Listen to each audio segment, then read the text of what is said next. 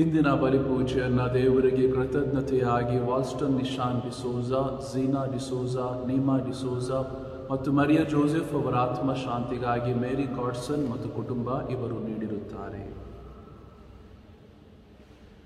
ಪಿತನ ಮತ್ತು ಸುತನ ಮತ್ತು ಪವಿತ್ರಾತ್ಮನ ನಾಮದಲ್ಲಿ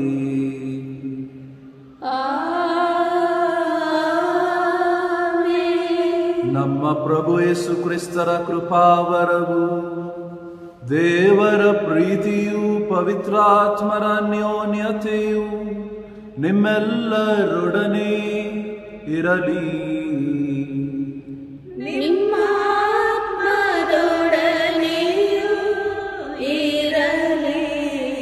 ಪ್ರಭು ಕ್ರಿಸ್ತರಲ್ಲಿ ನನ್ನ ಪ್ರೀತಿಯ ಸಹೋದರ ಸಹೋದರಿಯರೇ, ಇಂದಿನ ಎಲ್ಲ ವಾಚನಗಳು ಜೀವದ ವರದಾನದ ವಿಷಯದಲ್ಲಿ ನಮಗೆ ಬೋಧನೆ ನೀಡುತ್ತವೆ. ಜೀವ ದೇವರು ಕೊಟ್ಟ ಕೊಡುಗೆ. ನಮ್ಮಲ್ಲಿ ಎರಡು ಜೀವಗಳಿವೆ, ಒಂದು ದೈಹಿಕ ಜೀವ, ಒಂದು ಆಧ್ಯಾತ್ಮಿಕ ಜೀವ. ಈ ಎರಡೂ ಜೀವಕ್ಕಾಗಿ ನಾವಿಂದು ಕೃತಜ್ಞತೆಗಳನ್ನು ಸಲ್ಲಿಸೋಣ. ಕಣ್ಣುಗಳನ್ನು ಮುಚ್ಚಿ ಭಕ್ತಿ ಭಾವದಿಂದ ದೇವರ ಮುಂದೆ ನಮ್ಮ ಪಾಪಗಳನ್ನು ಒಪ್ಪಿಕೊಳ್ಳೋಣ.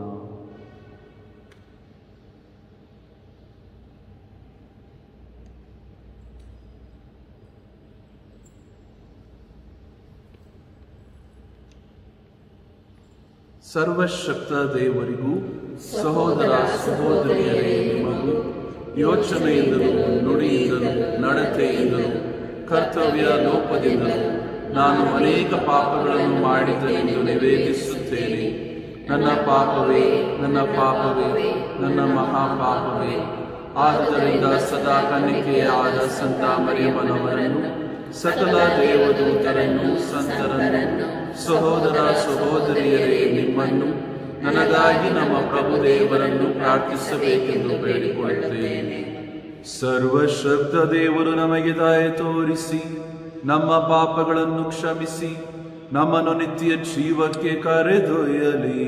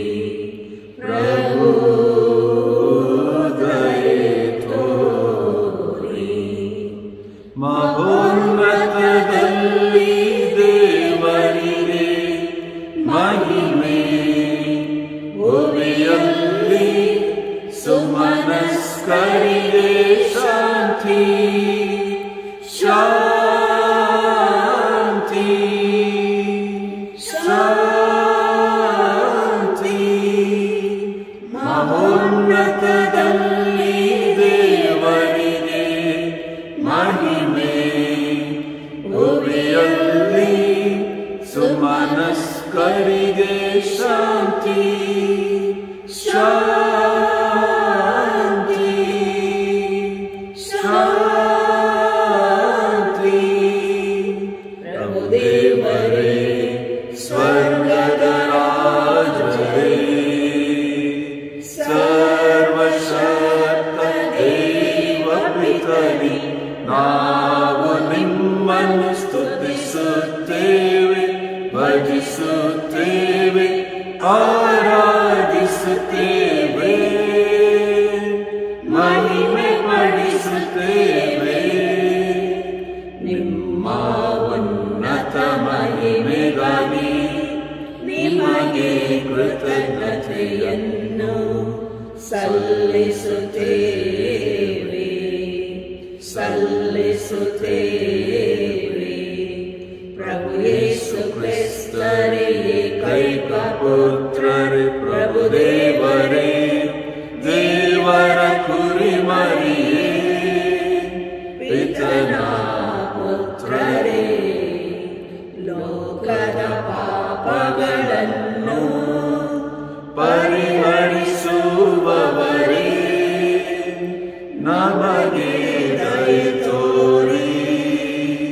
ಲೋಕದ ಪಾಪಗಳನ್ನು ಪರಿಹರಿಸುವವರೇ, ನಮ್ಮ ಪ್ರಾರ್ಥನೆಯನ್ನು ಅಂಗೀಕರಿಸಿರಿ. ಪಿತನ ಬಲಗಡೆಯಲ್ಲಿ ಆಸೀನರಾಗಿರುವವರೇ, ನಮಗೆ ದಯೆ ತೋರಿ, ನಮಗೆ ದಯೆ ತೋರಿ. ಏಕೆಂದರೆ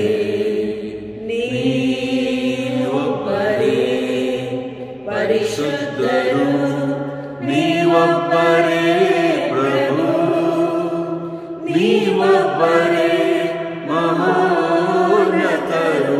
ಯೇಸು ಕ್ರಿಸ್ತರೇ, ಪವಿತ್ರಾತ್ಮರೊಡನೆ ದೇವ ಪಿತನ ಮಹಿಮೆಯಲ್ಲಿ ಇರುವವರು ನೀವು, ಇರುವವರು ನೀವು.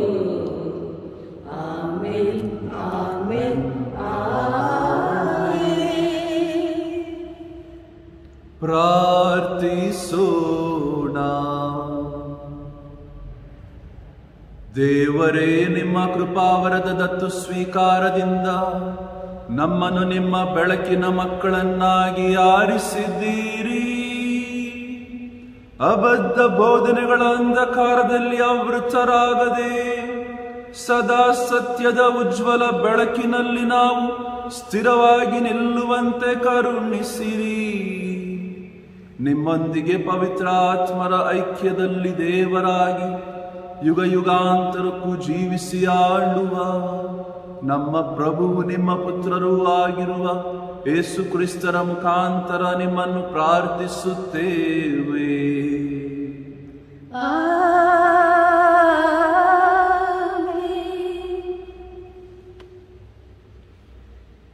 ಸುಜ್ಞಾನ ಗ್ರಂಥದಿಂದ ವಾಚನ. ದೇವರು ಉಂಟು ಮಾಡಿಲ್ಲ ಮರಣವನ್ನು, ಆತ ನೋಡಿ ಹಿಗ್ಗುವವನಲ್ಲ ಜೀವಿಗಳ ಸಾವನ್ನು. ಅಸ್ತಿತ್ವದಲ್ಲಿರಲೆಂದೇ ದೇವ ಸೃಷ್ಟಿಸಿದನು ಸಮಸ್ತವನ್ನು. ಸೃಷ್ಟಿಗಳಲ್ಲಿದೆ ಆರೋಗ್ಯ, ಅವುಗಳಲ್ಲೆಲ್ಲ ಮಾರಕ ವಿಷವು. ಅಧೋಲೋಕಕ್ಕೆ ಈ ಲೋಕದ ಮೇಲಿಲ್ಲ ಅಧಿಕಾರವು. ಅಂತ್ಯವೆಂಬುವುದಿಲ್ಲ ನ್ಯಾಯ ನೀತಿಗೆ.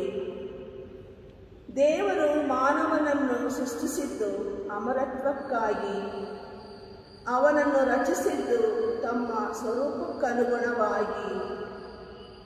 ಸೈತಾನನ ಮತ್ಸರದಿಂದಲೇ ಮರಣ ಪ್ರವೇಶಿಸಿತು ಲೋಕವನ್ನು. ಅವನ ಪಕ್ಷಕ್ಕೆ ಸೇರಿದವರೆಲ್ಲರೂ ಅನುಭವಿಸುವರು ಅದನ್ನು. ಪ್ರಭುವಿನ ವಾಕ್ಯ.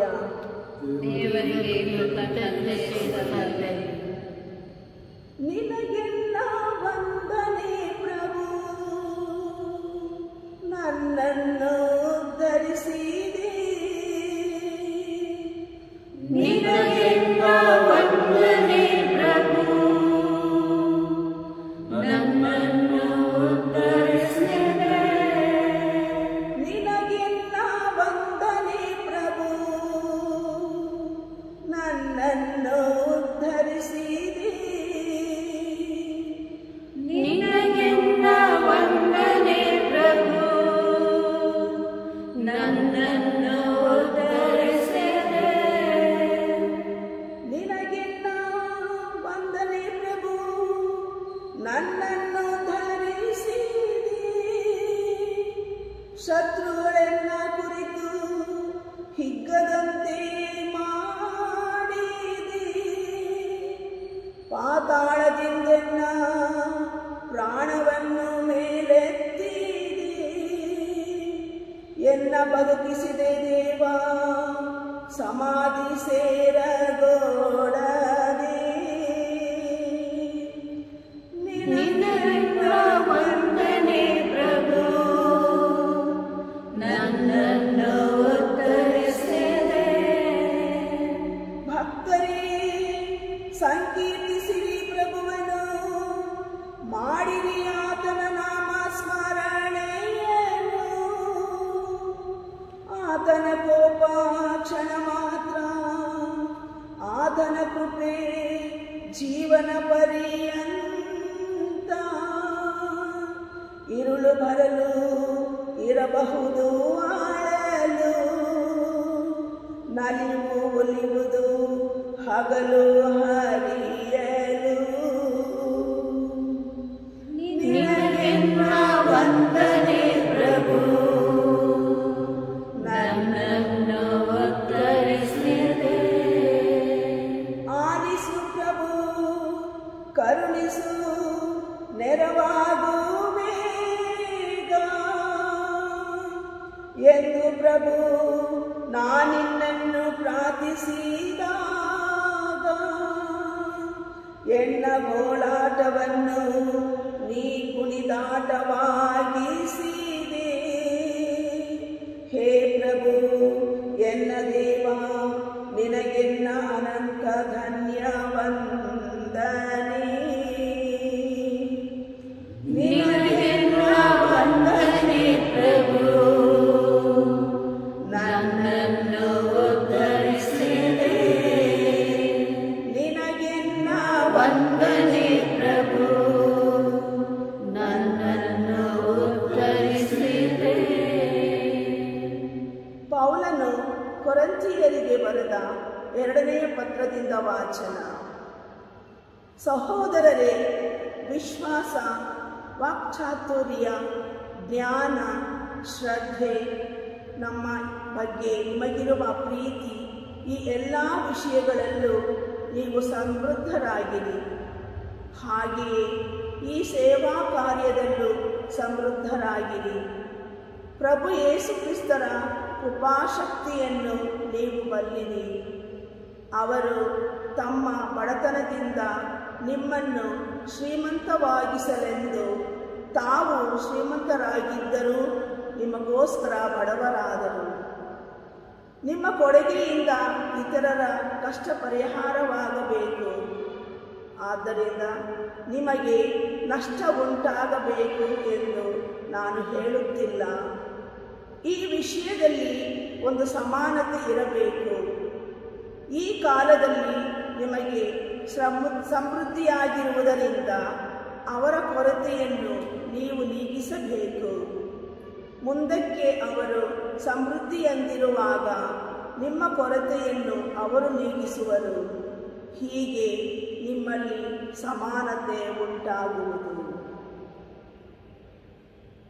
ಅತಿಯಾಗಿ ಶೇಖರಿಸಿದವನಿಗೆ ಅಧಿಕವಾಗಲಿಲ್ಲ, ಮಿತಿಯಾಗಿ ಶೇಖರಿಸಿದವನಿಗೆ ಕೊರತೆಯಾಗಲಿಲ್ಲ ಎಂದು ಪವಿತ್ರ ಗ್ರಂಥದಲ್ಲಿ ಬರೆದಿದೆ. ಪ್ರಭುವಿನ ವಾಕ್ಯ.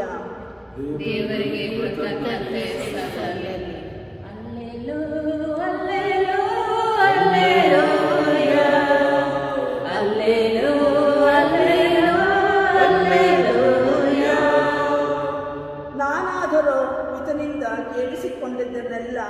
ನಿಮಗೆ ತಿಳಿಸಿದ್ದೇನೆ. ಈ ಕಾರಣ ನಿಮ್ಮನ್ನು ಗೆಳೆಯರೆಂದು ಕರೆದಿದ್ದೇನೆ.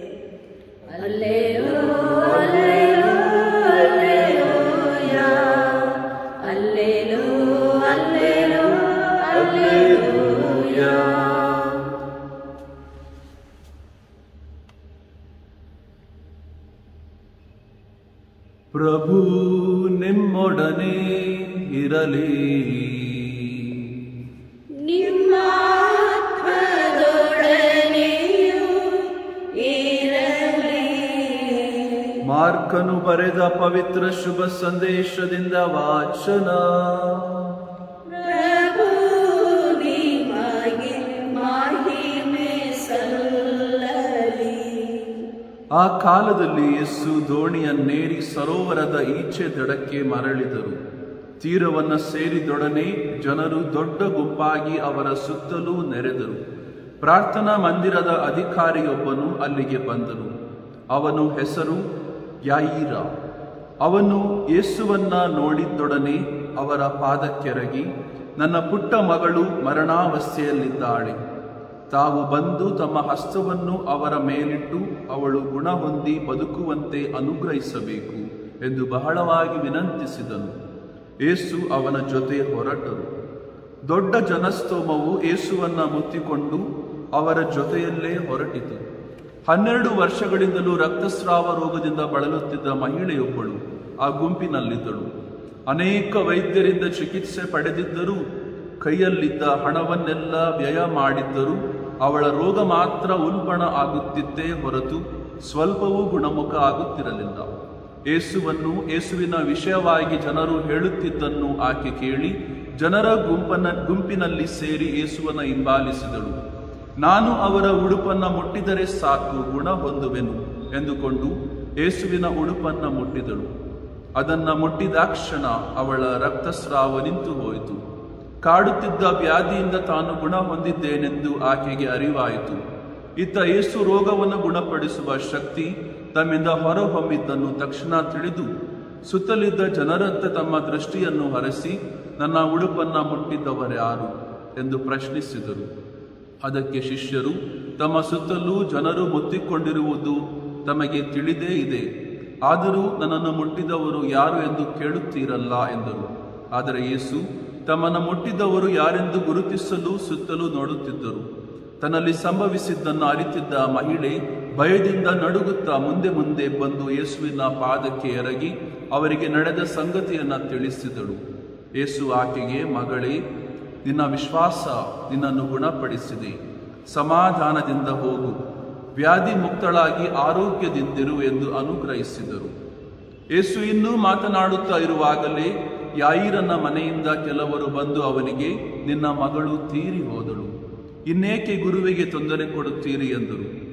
ಅವರು ಹೇಳಿದ ಮಾತುಗಳನ್ನು ಯೇಸು ಕೇಳಿಯೂ ಅದನ್ನು ಲಕ್ಷ್ಯಕ್ಕೆ ತೆಗೆದುಕೊಳ್ಳದೆ ಯಾಯಿರನಿಗೆ ಭಯಪಡಬೇಡ, ನಿನ್ನಲ್ಲಿ ವಿಶ್ವಾಸ ಹೊಂದಿದ್ದರೆ ಸಾಕು ಎಂದರು. ಅನಂತರ ಪೇತ್ರ, ಯಾಕೋಬ ಮತ್ತು ಅವನ ಸೋದರ ಯೋವಾನನ್ನು ಇವರನ್ನು ಮಾತ್ರ ತಮ್ಮ ಜೊತೆಯಲ್ಲಿ ಕರೆದುಕೊಂಡು ಯಾಯಿರನ ಮನೆಗೆ ತಲುಪಿದರು. ಅಲ್ಲಿ ಜನರ ಗೋಳಾಟ, ಗೊಂದಲದ ದೃಶ್ಯ ಅವರ ಕಣ್ಣಿಗೆ ಬಿತ್ತು. ಯೇಸು ಮನೆಯೊಳಗೆ ಹೋಗಿ, ಏತಕ್ಕೆ ಇಷ್ಟೆಲ್ಲ ಗಲಭೆ ಗೋಳಾಟ? ಬಾಲಕಿ ಸತ್ತಿಲ್ಲ, ನಿದ್ರಿಸುತ್ತಿದ್ದಾಳೆ ಎಂದರು. ಇದನ್ನು ಕೇಳಿದ ಜನರು ಯೇಸುವನ್ನು ಪರಿಹಾಸ್ಯ ಮಾಡಿದರು.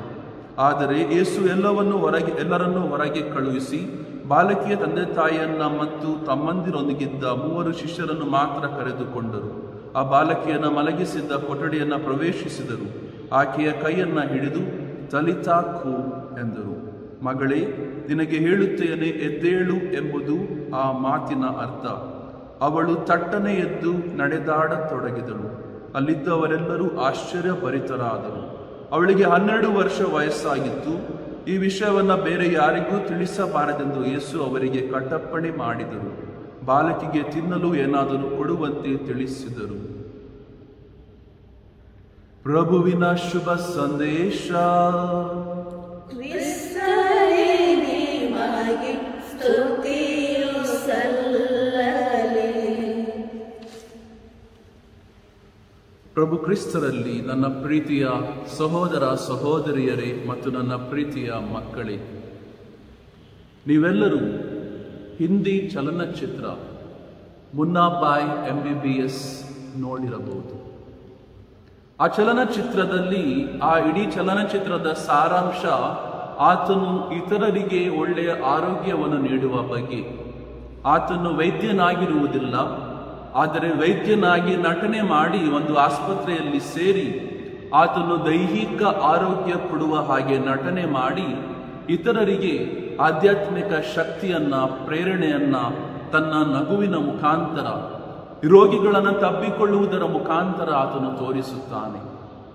ಪ್ರಿಯರೇ, ಇಂದಿನ ಈ ಲೋಕದಲ್ಲಿ ಕೇವಲ ನಮಗೆ ದೈಹಿಕ ಆರೋಗ್ಯ ಮಾತ್ರ ಇದ್ದರೆ ಸಾಲದು. ನಮಗೆ ಮಾನಸಿಕ ಆರೋಗ್ಯ ಮತ್ತು ಆಧ್ಯಾತ್ಮಿಕ ಆರೋಗ್ಯದ ಅವಶ್ಯಕತೆ ಇದೆ.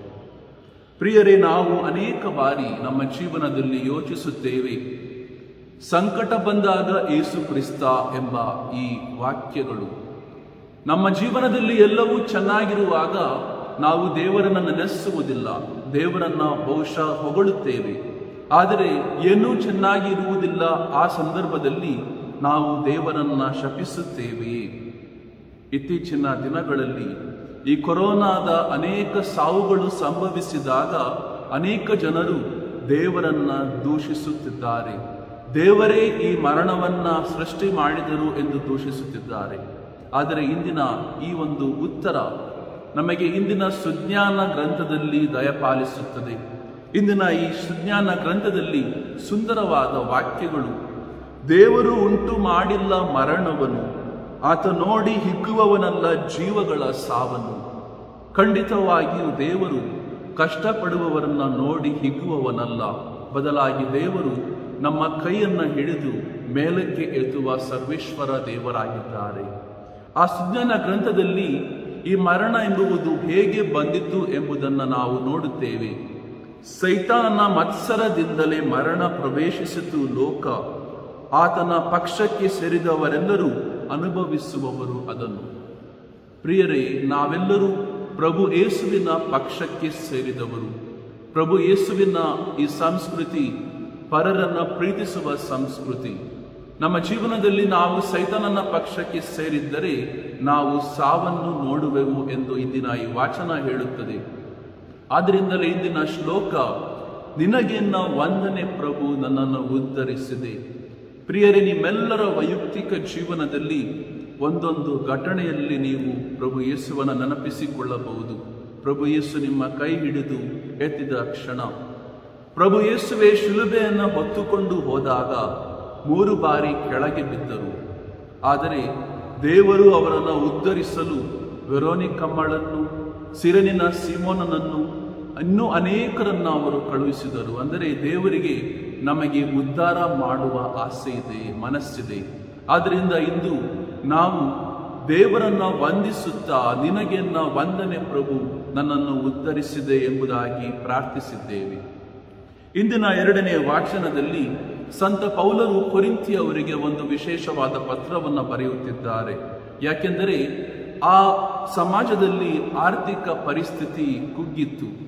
ಆದ್ದರಿಂದಲೇ ಈತನು ಮೆಕೆದೋನಿಯಾದಿಂದ, ಗಲಾತ್ಯದವರಿಂದ ಹಣವನ್ನು ಪಡೆದು ಯಾವ ರೀತಿ ಅವರು ಇತರರನ್ನ ಸಹಾಯ ಮಾಡುತ್ತಾರೆ, ಅದೇ ರೀತಿ ನೀವು ಪರಸ್ಪರ ಇನ್ನೊಬ್ಬರಿಗೆ ಸಹಾಯ ಮಾಡಬೇಕೆಂದು ಆತನು ಕರೆ ನೀಡುತ್ತಿದ್ದಾನೆ. ಇಂದಿನ ಈ 2ನೇ ವಾಚನದ ಸುಂದರವಾದ ಪದಗಳು ವಿಶ್ವಾಸ, ವಾಕ್ಚಾತುರ್ಯ, ಜ್ಞಾನ, ಶ್ರದ್ಧೆ, ನಮ್ಮ ಬಗ್ಗೆ ನಿಮಗಿರುವ ಪ್ರೀತಿ, ಇವೆಲ್ಲ ವಿಷಯಗಳಲ್ಲೂ ನೀವು ಸಮೃದ್ಧರಾಗಿದ್ದೀರಿ ಎಂದು ಅವರನ್ನು ಹೊಗಳುತ್ತಿದ್ದಾರೆ. ನಾವೆಲ್ಲರೂ ಇಂದು ಈ ಸದ್ಗುಣಗಳನ್ನು ಜೀವಿಸಬೇಕಾಗಿದೆ. ಪ್ರಿಯರೇ, ಇಂದಿನ ತುಂಬ ಮುಖ್ಯವಾದ ಒಂದು ಶುಭ ಸಂದೇಶ, ಮಾರ್ಕನ ಶುಭ ಸಂದೇಶ. ಈ ಮಾರ್ಕನ ಶುಭ ಸಂದೇಶದಲ್ಲಿ ಆ ಮಾರ್ಕನು ಆತನ ವಿಶೇಷ ಒಂದು ಸ್ಟೈಲಿನಿಂದ ಬರೆಯುತ್ತಾನೆ. ನಾವು ಅನೇಕ ಬಾರಿ ಇಂಗ್ಲಿಷ್ ಭಾಷೆಯಲ್ಲಿ ಮಾರ್ಕನ್ ಸ್ಯಾಂಡ್ವಿಚ್ ಎಂದು ಹೇಳುತ್ತೇವೆ. ಈ ಸ್ಯಾಂಡ್ವಿಚ್ ಅನ್ನು ತಿನ್ನುವಾಗ ಆ ಸ್ಯಾಂಡ್ವಿಚ್ಗೆ 2 ಬ್ರೆಡ್ಗಳು ಅಂಟಿಕೊಂಡಿರುತ್ತದೆ, ಆದರೆ ಅದರ ರುಚಿ ಒಂದೇ. ಅದೇ ರೀತಿ ಇಂದಿನ ಶುಭ ಸಂದೇಶದಲ್ಲಿ ಈ ಮಾರ್ಕನು 2 ಕಥೆಗಳನ್ನು ಹೇಳುತ್ತಿದ್ದಾನೆ. ಆದರೆ 2 ಕಥೆಗಳ ಸಾರಾಂಶ ಮತ್ತು ಆ 2 ಕಥೆಗಳಿಗೆ ಒಂದು ಕನೆಕ್ಷನ್ ಇದೆ. ಈ 2 ಕಥೆಯಲ್ಲಿ ಮೊದಲನೆಯ ಕತೆ ಇತರರನ್ನ ಗುಣಪಡಿಸುವ ಬಗ್ಗೆ, ಎರಡನೆಯ ಕತೆ ಇನ್ನೊಬ್ಬರಿಗೆ ಜೀವ ಕೊಡುವ ಬಗ್ಗೆ. ಈ ಎರಡು ಪ್ರತಿಫಲ ನಮ್ಮ ವಿಶ್ವಾಸಕ್ಕಾಗಿ, ವಿಶ್ವಾಸದ ಪ್ರತಿಫಲಕ್ಕಾಗಿ ಪ್ರಭು ಯೇಸು ಅವರಿಗೆ ವಿಶೇಷ ವರದಾನಗಳನ್ನು ನೀಡುತ್ತಾರೆ. ಈ ಎರಡು ಕಥೆಗಳಲ್ಲಿ ಒಂದು ಸಮಾನತೆ ಇದೆ. ನೀವು ಕೇಳಿದ್ದೇ ಆದರೆ ಇಂದಿನ ಶುಭ ಸಂದೇಶ ಮೊದಲನೆಯದು 12 ವರ್ಷದ ಬಾಲಕಿಯಾಗಿದ್ದಳು. ಆತಳಿಗೆ ಪ್ರಭು ಯೇಸು ಜೀವ ಕೊಟ್ಟರು. ಇನ್ನೋರ್ವ ಮಹಿಳೆ, ಅವರು 12 ವರ್ಷದಿಂದ ರಕ್ತಸ್ರಾವದಿಂದ ಬಳಲುತ್ತಿದ್ದರು.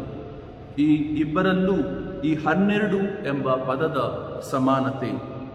ಈ ಇಬ್ಬರಲ್ಲೂ ಪ್ರಭು ಯೇಸು ಅವರಿಗೆ ಗುಣಪಡಿಸುವ ಒಂದು ವಿಶೇಷತೆ, ಒಂದು ಪದವನ್ನು ಉಪಯೋಗಿಸುವುದರ ಮೂಲಕ ಈ 12 ವರ್ಷದ ಬಾಲಕಿಯನ್ನ ಮಗಳೇ ಎಂದು ಕರೆದು ಪ್ರಭು ಯೇಸು ಗುಣಪಡಿಸುತ್ತಾರೆ.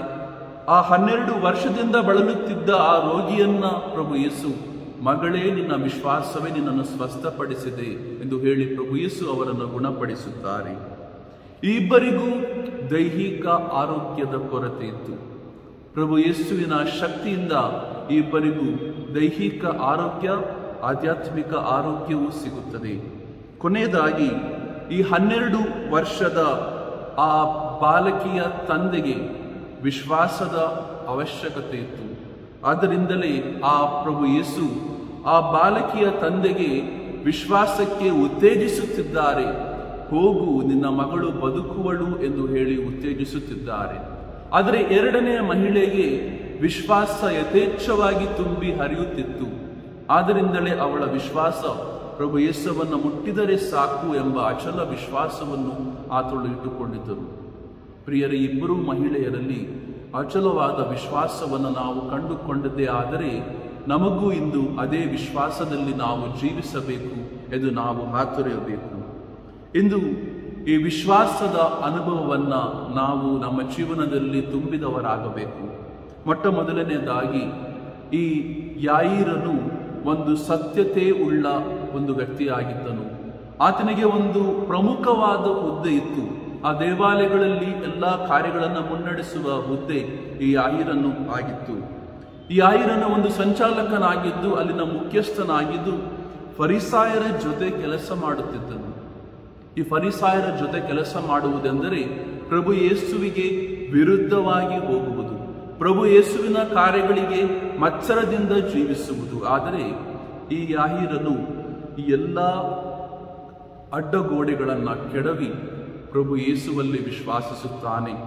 ತನ್ನ ಆ ಒಂದು ಪೊಸಿಷನ್, ತನ್ನ ಅಧಿಕಾರ, ತನ್ನ ಆ ಅಹಂಕಾರ ಎಲ್ಲವನ್ನು ತೊರೆದು ತಾನು ಪ್ರಭು ಯೇಸುವಿನ ಮುಂದೆ ಅಲ್ಪನೆಂದು ಆತನು ಭಾವಿಸಿ ಪ್ರಭು ಯೇಸುವಿನ ಮುಂದೆ ವಿನಯತೆಯಿಂದ ಹೋಗುತ್ತಾನೆ. ಈ ವಿನಯತೆಯಿಂದ ಜೀವಿಸಿದಾಗ ದೇವರು ನಮ್ಮನ್ನು ಗುಣಪಡಿಸುತ್ತಾರೆ. ದೇವರು ನಮ್ಮ ಮನೆಗೆ ಧಾವಿಸುತ್ತಾರೆ. ದೇವರು ನಮ್ಮ ಹೃದಯಕ್ಕೆ ಆಗಮಿಸುತ್ತಾರೆ.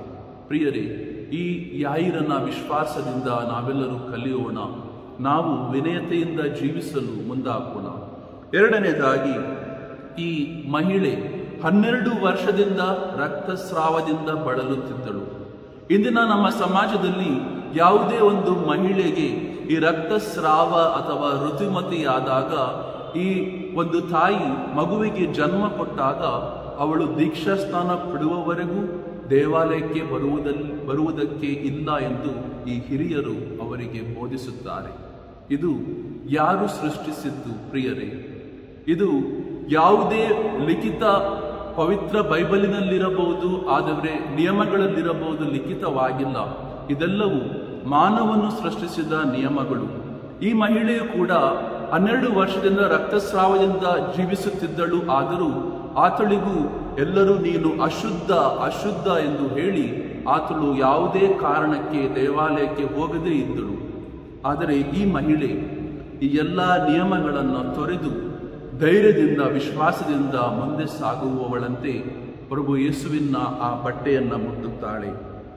ಈ ಪ್ರಭು ಯೇಸುವಿನ ಬಟ್ಟೆ ಹೇಗಿರಬಹುದೆಂದು ನಿಮ್ಮ ಪ್ರಶ್ನೆ ಬರಬಹುದು.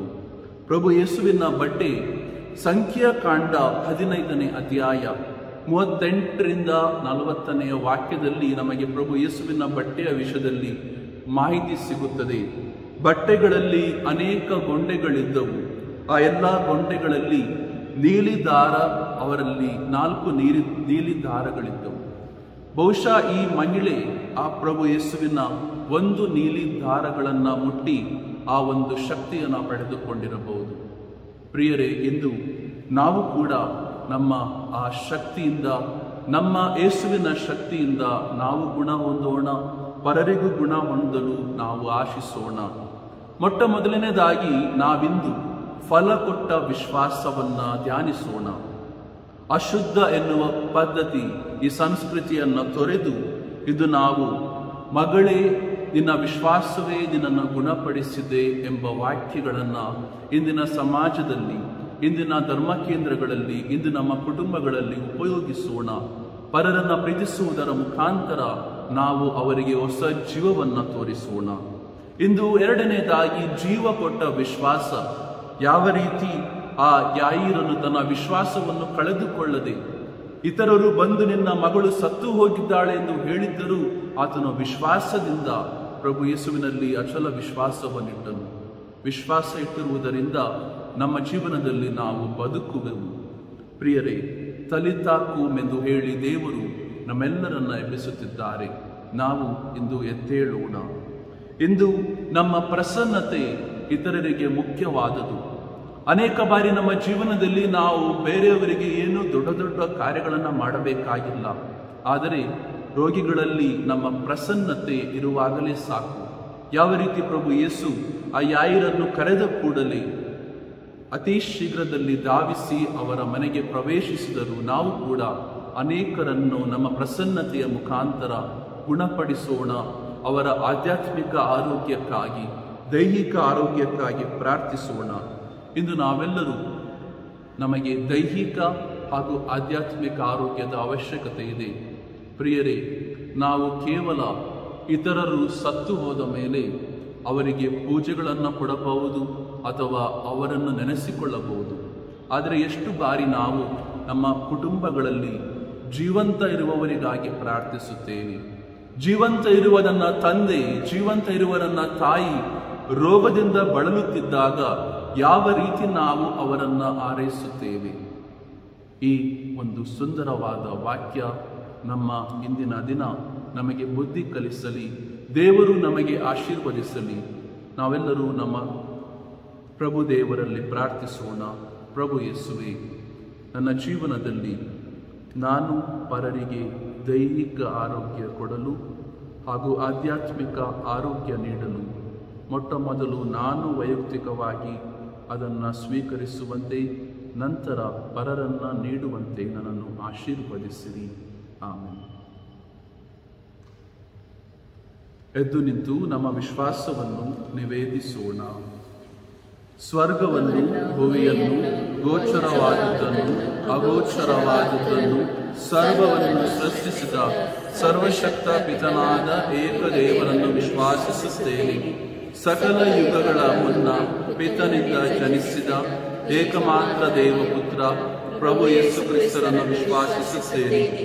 ಇವರು ದೇವರಿಂದ ದೇವರು, ಬೆಳಕಿನಿಂದ ಬೆಳಕು, ನಿಜ ದೇವರಿಂದ ನಿಜ ದೇವರು, ಜನಿಸಿಯೂ ಸೃಷ್ಟಿಯಾಗದೆ ಪಿತನ ಸಹಸ್ವಭಾವಿ ಆಗಿರುವರು. ಇವರ ಮುಖಾಂತರವೇ ಸಕಲವು ಸೃಷ್ಟಿಯಾಯಿತು.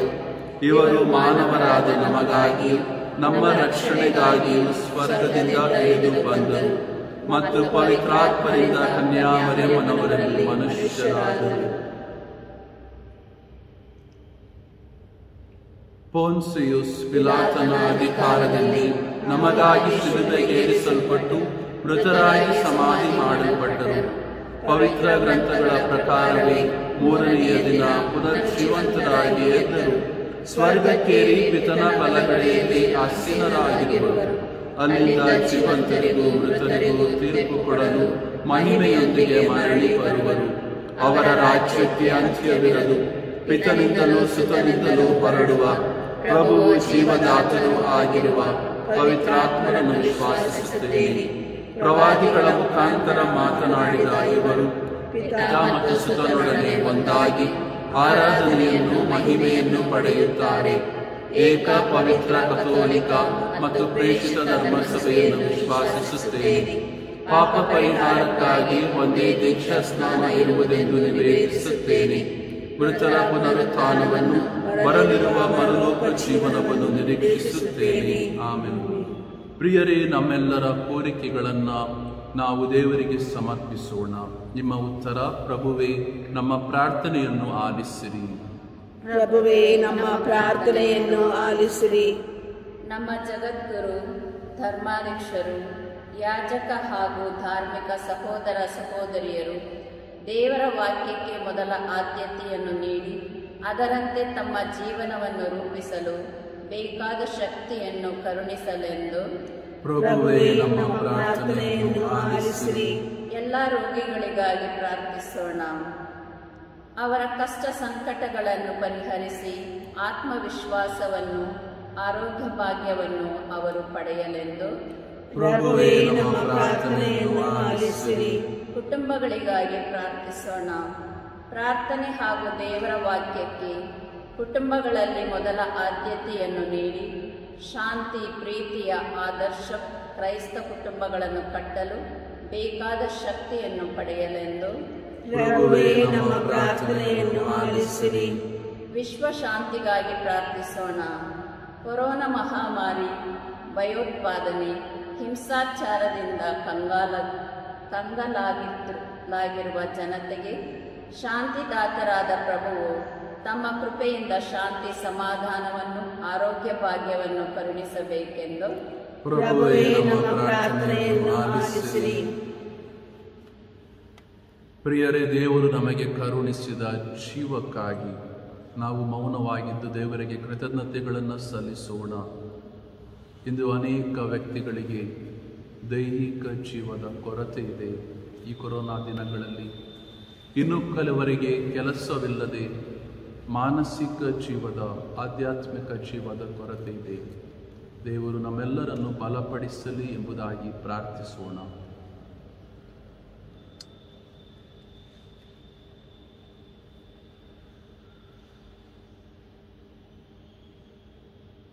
ಕರುಣಾಳು ತಂದೆಯೇ, ನೀವು ನಮಗೆ ಕೊಟ್ಟ ಜೀವದ ವರದಾನಕ್ಕಾಗಿ ನಾವು ನಿಮಗೆ ವಂದಿಸುತ್ತೇವೆ. ನಿನಗೆನ್ನ ವಂದನೆ ಪ್ರಭು, ನನ್ನನ್ನು ಉದ್ಧರಿಸಿದೆ ಎಂಬುದಾಗಿ ಪ್ರಾರ್ಥಿಸಿ ಇಂದಿನ ದಿನ ನಮ್ಮೆಲ್ಲರನ್ನ ಆಶೀರ್ವದಿಸಿ ನಾವು ನಮ್ಮ ಜೀವಕ್ಕಾಗಿ ದೇವರಿಗೆ ಕೃತಜ್ಞರಾಗಲು ಹಾಗೂ ಪರರಿಗೆ ಚಿರಋಣಿಯಾಗಲು ನಮ್ಮನ್ನು ಪ್ರೇರೇಪಿಸಿರಿ. ನಮ್ಮ ಪ್ರಭು ಕ್ರಿಸ್ತರ ಮುಖಾಂತರ ನಿಮ್ಮನ್ನು ಪ್ರಾರ್ಥಿಸುತ್ತೇವೆ. ಆಮೆನ್. ಕಾಣಿಕೆ ನಿನಗೆ ತಂದಿರುವೆ,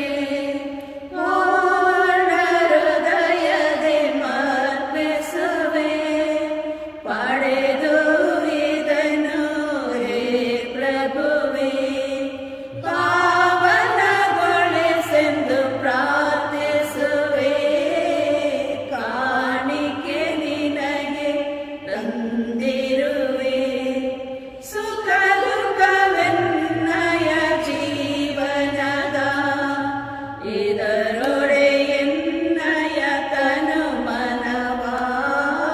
ಸುಖ ದುಃಖವೆನ್ನಯ ಜೀವನದ, ಇದರೊಡೆಯನ್ನಯ ತನು ಮನವ. ನಿಶ್ಚಳ ಮನದಿ ಮಾರ್ಪಿಸುವೆ, ತಂದೆಯನ್ನು ಸ್ವೀಕರಿಸೈ. ಕಾಣಿಕೆ ನಿನಗೆ ತಂದಿರುವೆ. ಸಹೋದರ ಸಹೋದರಿಯರೇ, ನನ್ನ ಮತ್ತು ನಿಮ್ಮ ಬಲಿಯು ಸರ್ವಶಕ್ತ ದೈವಪಿತನಿಗೆ ಅಂಗೀಕೃತವಾಗಲೆಂದು ಪ್ರಾರ್ಥಿಸಿರಿ. ಪ್ರಭು ತಮ್ಮ ನಾಮದ ಸ್ತುತಿ ಹಾಗೂ ಮಹಿಮೆಗಾಗಿಯೂ ನಮ್ಮ ಮತ್ತು ತಮ್ಮ ಇಡೀ ಪವಿತ್ರ ಧರ್ಮಸಭೆಯ ಒಳಿತಿಗಾಗಿ ಈ ಬಲಿಯನ್ನು ನಿಮ್ಮ ಕರಗಳಿಂದ ಸ್ವೀಕರಿಸಲಿ.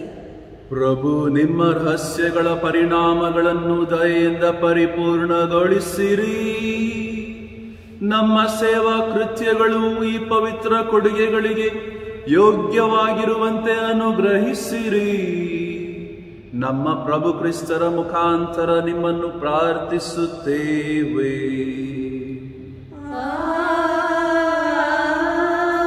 ಆಮೆನ್. ಪ್ರಭು ನಿಮ್ಮೊಡನೆ ಇರಲಿ. ನಿಮ್ಮ ಆತ್ಮದೊಡನೆಯೂ ಇರಲಿ. ನಿಮ್ಮ ಹೃದಯಗಳನ್ನು ಮೇಲಕ್ಕೆತ್ತಿರಿ. ಪ್ರಭುವಿನ ಕಡೆಗೆ ಎತ್ತಿದ್ದೇವೆ. ನಮ್ಮ ಪ್ರಭು ದೇವರಿಗೆ ಕೃತಜ್ಞತೆಯನ್ನು ಸಲ್ಲಿಸೋಣ. ಅದು ಯೋಗ್ಯ ಮತ್ತು ನ್ಯಾಯವಾಗಿದೆ. ಪ್ರಭು ಪವಿತ್ರ ಪಿತನೆ, ಸರ್ವಶಕ್ತ ನಿತ್ಯ ದೇವರೇ, ನಾವು ಎಂದೆಂದು ಎಲ್ಲೆಲ್ಲೂ ನಿಮಗೆ ಕೃತಜ್ಞತೆಯನ್ನು ಸಲ್ಲಿಸುವುದು ನಿಜವಾಗಿ ಯೋಗ್ಯವೂ ನ್ಯಾಯವೂ ಆಗಿದೆ. ನಮ್ಮ ಕರ್ತವ್ಯವೂ ರಕ್ಷಣೆಯೂ ಆಗಿದೆ. ಏಕೆಂದರೆ ಪಾಪವೊಂದನ್ನು ಬಿಟ್ಟು ಮತ್ತೆಲ್ಲದರಲ್ಲೂ ನಮ್ಮಂತೆಯೇ ಜೀವಿಸಲು ನಮಗೆ ಒಬ್ಬ ರಕ್ಷಕರನ್ನು ನಿಮ್ಮ ದಯೆಯಿಂದ ಕಳುಹಿಸುವಷ್ಟು ಲೋಕವನ್ನ ಪ್ರೀತಿಸಿದಿರಿ. ಹೀಗೆ ನಿಮ್ಮ ಪುತ್ರರಲ್ಲಿ ನೀವು ಪ್ರೀತಿಸಿದ್ದನ್ನೇ ನಮ್ಮಲ್ಲೂ ಪ್ರೀತಿಸುವಂತಾಯಿತು. ನಾವು ಅವಿಧೇಯತೆಯಿಂದ ಪಾಪಗೈದು ಕಳೆದುಕೊಂಡ ನಿಮ್ಮ ಕೊಡುಗೆಗಳನ್ನ ಅವರ ವಿಧೇಯತೆಯಿಂದ ಮರಳಿ ಪಡೆಯುವಂತಾಯಿತು. ಆದುದರಿಂದ ಪ್ರಭು ಸಕಲ ದೂತ ಸಂತರ ಸಮೇತ ನಾವು ನಿಮಗೆ ಕೃತಜ್ಞತೆಯನ್ನು ಸಲ್ಲಿಸುತ್ತಾ ಸಂಭ್ರಮದಿಂದ ಘೋಷಿಸುತ್ತೇವೆ.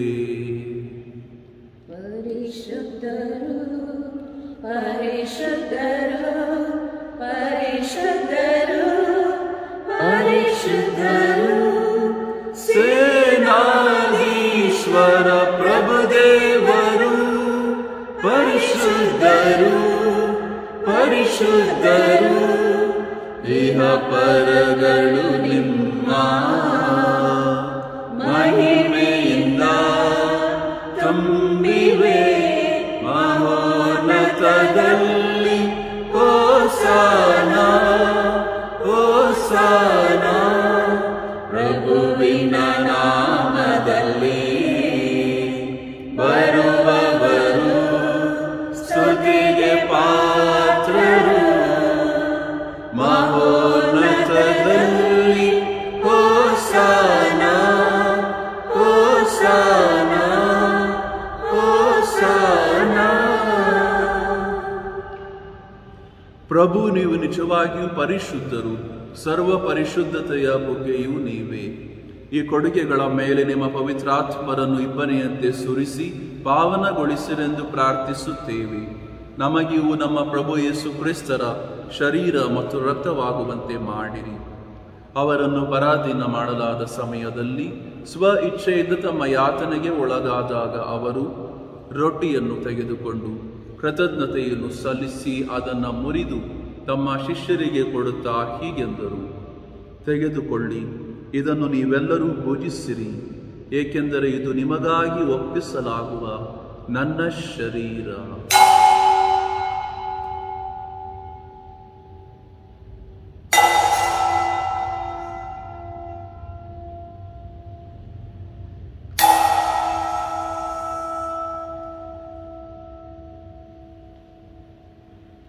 ಅಂತೆಯೇ ಭೋಜನದ ಅಂತ್ಯದಲ್ಲಿ ಅವರು ಪಾನಪಾತ್ರೆಯನ್ನು ತೆಗೆದುಕೊಂಡು ಮತ್ತೊಮ್ಮೆ ನಿಮಗೆ ಕೃತಜ್ಞತೆಯನ್ನು ಸಲ್ಲಿಸಿ ತಮ್ಮ ಶಿಷ್ಯರಿಗೆ ಕೊಡುತ್ತಾ ಹೀಗೆಂದರು, ತೆಗೆದುಕೊಳ್ಳಿ ಮತ್ತು ಇದರಿಂದ ನೀವೆಲ್ಲರೂ ಪಾನ ಮಾಡಿರಿ, ಏಕೆಂದರೆ ಇದು ಹೊಸ ಮತ್ತು ಅನಂತ ಒಡಂಬಡಿಕೆಯ ನನ್ನ ರಕ್ತದ ಪಾತ್ರೆ. ಈ ರಕ್ತವು ನಿಮ್ಮ ಮತ್ತು ಅನೇಕರ ಪಾಪಗಳ ಪರಿಹಾರಕ್ಕಾಗಿ ಸುರಿಸಲಾಗುವುದು. ಇದನ್ನು ನನ್ನ ಸ್ಮರಣೆಗಾಗಿ ಮಾಡಿರಿ.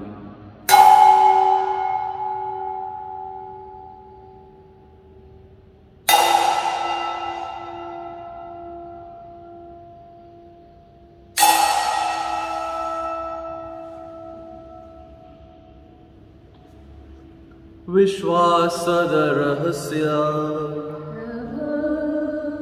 ನಿಮ್ಮ ಮರಣವನ್ನು ಸಾರುತ್ತೇವೆ, ನೀವು ಮರಳಿ ಬರುವ ತನಕ ನಿಮ್ಮ ಪುನರುತ್ಥಾನವನ್ನು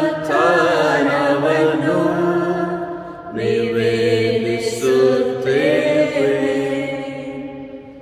ಆದುದರಿಂದ ಪ್ರಭು ನಿಮ್ಮ ಸಮ್ಮುಖದಲ್ಲಿ ನಿಂತು ಸೇವೆ ಸಲ್ಲಿಸಲು ನಮ್ಮನ್ನು ಯೋಗ್ಯರೆಂದು ಪರಿಗಣಿಸಿದ್ದಕ್ಕಾಗಿ ನಿಮಗೆ ಕೃತಜ್ಞತೆಯನ್ನು ಸಲ್ಲಿಸುತ್ತೇವೆ. ಕ್ರಿಸ್ತರ ಮರಣ ಮತ್ತು ಪುನರುತ್ಥಾನದ ಸ್ಮರಣೆಯನ್ನು ಆಚರಿಸುತ್ತಾ ಜೀವವೀವ ರೊಟ್ಟಿಯನ್ನು ರಕ್ಷಣೆ ನೀಯುವ ಪಾತ್ರವನ್ನು ನಿಮಗೆ ಅರ್ಪಿಸುತ್ತೇವೆ. ಕ್ರಿಸ್ತರ ಶರೀರ ಮತ್ತು ರಕ್ತದಲ್ಲಿ ಪಾಲುಗೊಳ್ಳುವ ನಮ್ಮನ್ನು ಪವಿತ್ರಾತ್ಮರು ಒಂದುಗೂಡಿಸಬೇಕೆಂದು ನಿಮ್ಮನ್ನು ವಿನಯದಿಂದ ಭಿನ್ನಯಿಸುತ್ತೇವೆ. ಪ್ರಭು, ನಿಮ್ಮ ವಿಶ್ವವ್ಯಾಪಿ ಧರ್ಮಸಭೆಯನ್ನು ಸ್ಮರಿಸಿಕೊಳ್ಳಿರಿ. ನಮ್ಮ ವಿಶ್ವಗುರು ಫ್ರಾನ್ಸಿಸ್ ಅವರೊಂದಿಗೂ ನಮ್ಮ ಧರ್ಮಾಧ್ಯಕ್ಷ ಫ್ರಾನ್ಸಿಸ್ ಅವರೊಂದಿಗೂ ಸಕಲ ಯಾಜಕರೊಂದಿಗೂ ಅದನ್ನು ಪ್ರೀತಿಯ ಪರಿಪೂರ್ಣತೆಯೆಡೆಗೆ ಮುನ್ನಡೆಸಿರಿ. ಪ್ರಭು, ಪುನರುತ್ಥಾನದ ನಿರೀಕ್ಷೆಯಲ್ಲಿ ವಿಶ್ರಮಿಸುತ್ತಿರುವ ನಮ್ಮ ಸಹೋದರ ಸಹೋದರಿಯರನ್ನು ನಿಮ್ಮ ದಯೆಯಲ್ಲಿ ಮೃತರಾದ ಎಲ್ಲರನ್ನೂ ಸ್ಮರಿಸಿಕೊಳ್ಳಿರಿ. ಅವರನ್ನು ನಿಮ್ಮ ಸಮ್ಮುಖದ ಪ್ರವೆಗೆ ಬರಮಾಡಿರಿ. ನಮ್ಮ ಮೇಲೂ ದಯೆ ತೋರಿರಿ. ದೇವಮಾತೆ ಪೂಜ್ಯ ಕನ್ಯಾಮರಿಯಮ್ಮನವರೊಂದಿಗೂ ಆಕೆಯ ಪತಿ ಸಂತ ಜೋಸೆಫರೊಂದಿಗೂ ಪುನೀತ ಪ್ರೇಷಿತರೊಂದಿಗೂ ಎಲ್ಲ ಕಾಲಗಳಲ್ಲಿ ಮೆಚ್ಚುಗೆಗೆ ಪಾತ್ರರಾದ ಸಕಲ ಸಂತರೊಂದಿಗೂ ನಾವು ನಿತ್ಯ ಜೀವದಲ್ಲಿ ಸಹಭಾಗಿಗಳಾಗಿ ನಿಮ್ಮನ್ನು ಸ್ತುತಿಸಿ ಮಹಿಮೆ ಪಡಿಸುವಂತೆ ನಿಮ್ಮ ಪುತ್ರ ಯೇಸು ಕ್ರಿಸ್ತರ ಮುಖಾಂತರ ಪ್ರಾರ್ಥಿಸುತ್ತೇವೆ. ಇವರ ಮುಖಾಂತರವು ಇವರೊಂದಿಗೂ ಇವರಲ್ಲಿಯೂ ಸರ್ವಶಕ್ತ ತಂದೆಯಾದ ದೇವರೇ, ಪವಿತ್ರಾತ್ಮರ ಐಕ್ಯದಲ್ಲಿ ಸರ್ವ ಗೌರವವು ಮಹಿಮೆಯು ಯುಗ ಯುಗಾಂತರಕ್ಕೂ ನಿಮಗೆ ಸಲ್ಲಲಿ.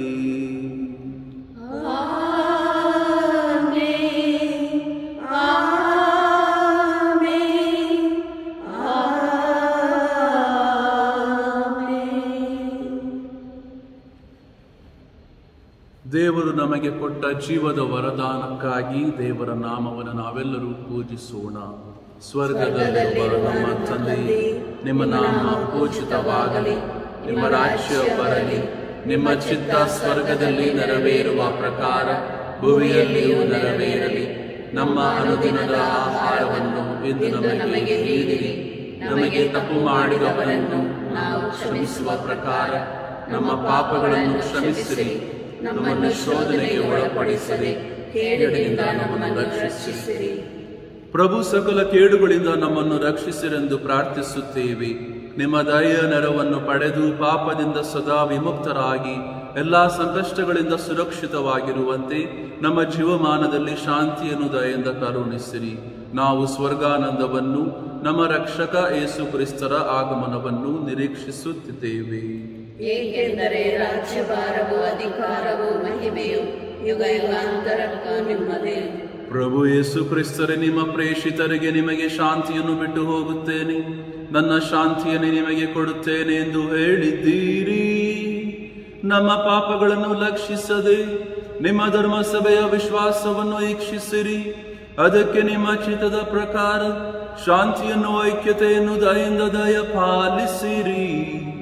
ಯುಗ ಯುಗಾಂತರಕ್ಕೂ ಜೀವಿಸಿ ಆಳುವ ನಿಮ್ಮನ್ನು ಪ್ರಾರ್ಥಿಸುತ್ತೇವೆ.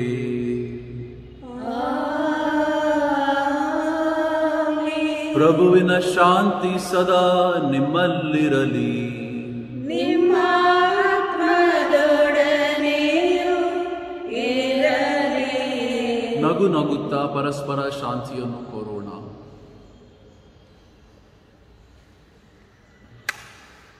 ಲೋಕದ ಪಾಪಗಳನ್ನು ಪರಿಹರಿಸುವ ದೇವರ ಕರೆಮರೆಯೇ, ನಮಗೆ ದಯೆ ತೋರೆ.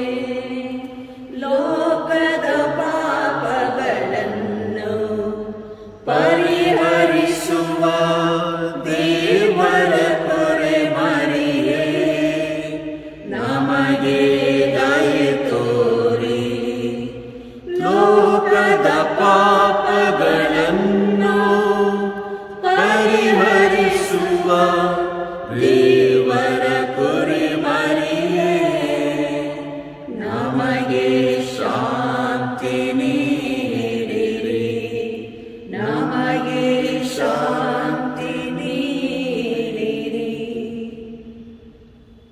ಇಗೋ ನಮಗೆ ಜೀವವನ್ನು ಕರುಣಿಸುವ ಪ್ರಭು ಯೇಸು, ಲೋಕದ ಪಾಪಗಳನ್ನು ಪರಿಹರಿಸುವವರು. ಕುರಿಮರಿಯ ಭೋಜನಕ್ಕೆ ಆಹ್ವಾನಿತರು ಭಾಗ್ಯವಂತರು. ಪ್ರಭು ತಾವು ನನ್ನ ಮನೆಯನ್ನು ಪ್ರವೇಶಿಸಲು ನಾನು ಪಾತ್ರನಲ್ಲ, ಆದರೆ ತಾವು ಒಂದೇ ಒಂದು ಮಾತನ್ನು ನುಡಿಯಿರಿ, ನನ್ನ ಆತ್ಮವು ಸ್ವಸ್ಥವಾಗುವುದು. ಕ್ರಿಸ್ತರ ಶರೀರ ಮತ್ತು ರಕ್ತವು ನನಗೆ ಅಮರ ಜೀವವನ್ನು ನೀಡಲಿ.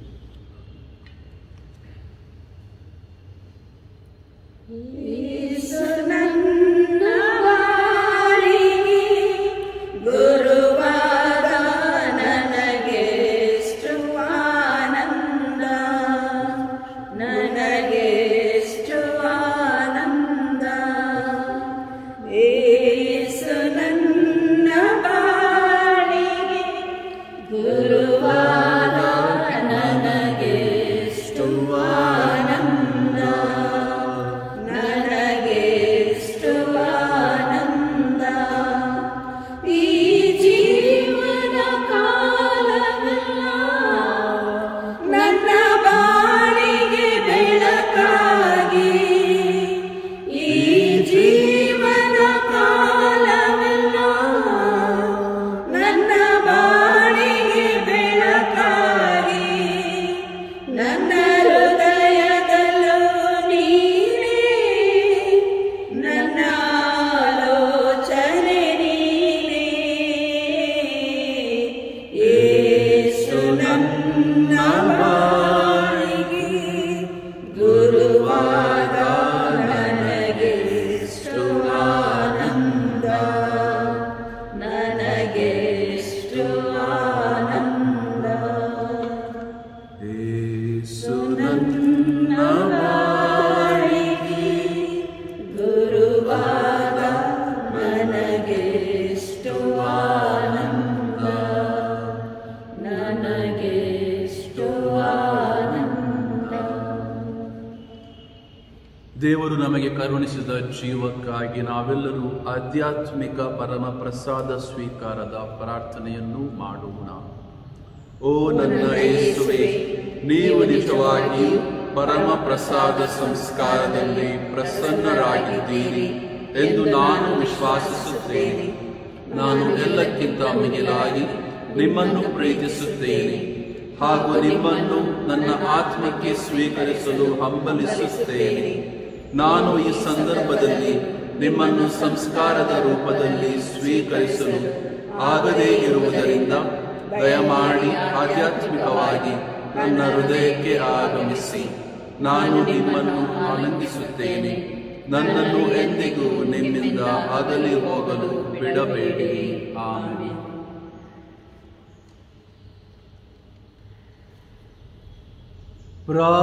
ಪ್ರಾರ್ಥಿಸೋಣ. ಪ್ರಭು, ನಾವು ಅರ್ಪಿಸಿ ಸ್ವೀಕರಿಸಿದ ಈ ದಿವ್ಯ ಬಲಿಯು ನಮ್ಮಲ್ಲಿ ಜೀವ ತುಂಬಲಿ. ನಿರಂತರ ಪ್ರೀತಿಯಿಂದ ನಿಮ್ಮೊಡನೆ ಒಂದಾಗಿದ್ದು ಶಾಶ್ವತವಾಗಿ ಉಳಿಯುವ ಫಲವನ್ನು ನಾವು ಈಯುವಂತೆ ಮಾಡಲಿ. ನಮ್ಮ ಪ್ರಭು ಕ್ರಿಸ್ತರ ಮುಖಾಂತರ ನಿಮ್ಮನ್ನು ಪ್ರಾರ್ಥಿಸುತ್ತೇವೆ.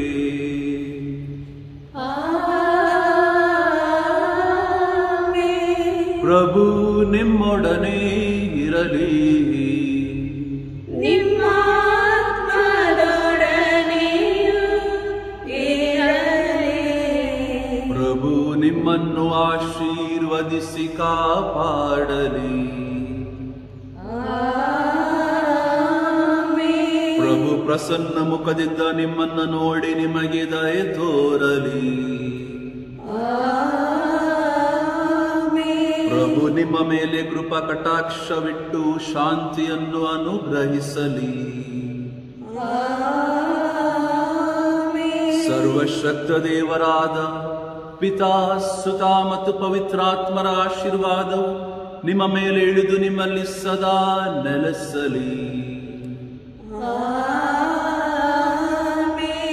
ಹೋಗಿ ಬನ್ನಿ, ಶುಭ ಸಂದೇಶವನ್ನು ಸಾರಿರಿ.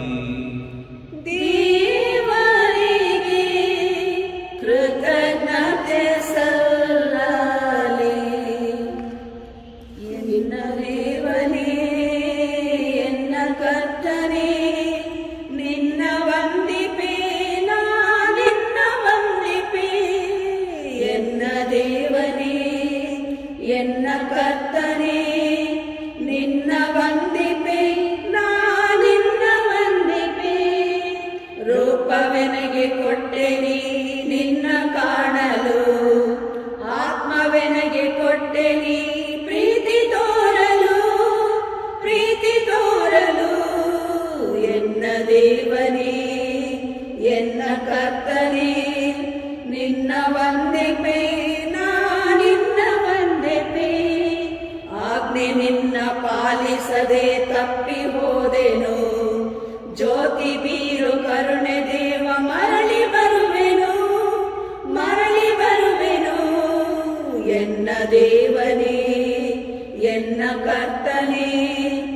ನಿನ್ನ ವಂದಿಪೆ ನಾ ನಿನ್ನ ವಂದಿಪೆ ಎನ್ನ ದೇವನೇ ಎನ್ನ ಕರ್ತನೇ ನಿನ್ನ ವಂದಿಪೆ ನಾ ನಿನ್ನ ವಂದಿಪೆ. ಸಂತ ಜೋಸೆಫರೇ ನಮಗಾಗಿ ಪ್ರಾರ್ಥಿಸಿರಿ. ಸ್ವರ್ಗ ಸ್ವೀಕೃತ ಮಾತೆಯೇ ನಮಗಾಗಿ ಪ್ರಾರ್ಥಿಸಿರಿ. ಪುತ್ರರೊಡಗೂಡಿ ಹರಸೆಮ್ಮನು ತಾಯೇ ಪವಿತ್ರ ಶಿಲುಬೆಯ ಕರ್ತನ ಮೂಲಕ ನಮ್ಮ ವೈರಿಗಳಿಂದ ನಮ್ಮನ್ನು ರಕ್ಷಿಸಿರಿ. ನಮ್ಮ ಸರ್ವೇಶ್ವರ ಪಿತನ ಸುತನ ಮತ್ತು ಪವಿತ್ರಾತ್ಮನ ನಾಮದಲ್ಲಿ ಆಮೆನ್. ಯೇಸುವೇ ನಿಮ್ಮನ್ನು ಆರಾಧಿಸುತ್ತೇವೆ.